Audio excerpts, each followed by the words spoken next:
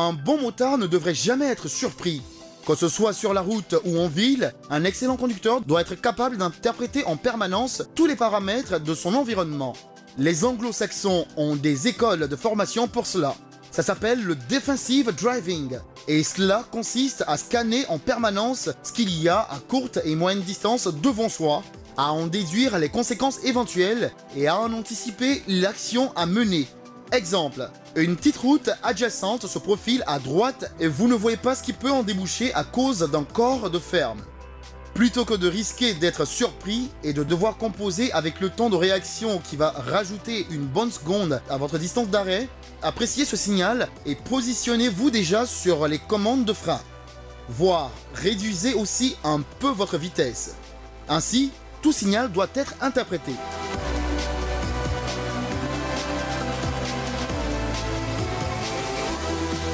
Si vous voyez que deux voitures se suivent et que la seconde a un différentiel de vitesse, c'est qu'elle va peut-être déboîter, même si elle n'a pas mis le clignotant.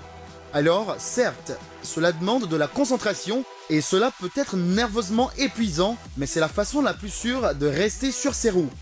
On ne rappellera jamais assez l'importance du rôle du regard dans la conduite d'un véhicule.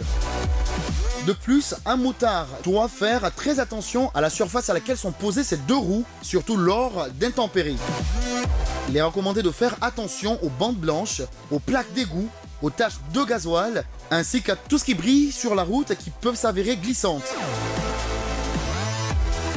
Quand il fait chaud, prenez garde aux dépôts résiduels sur la route tels que les hydrocarbures, la poussière ou encore les gravillons qui transforment des fois le bitume en patinoire de façon invisible. Rassurez-vous, avec l'expérience, on apprend à mieux lire la route, mais le risque de se faire surprendre reste réel.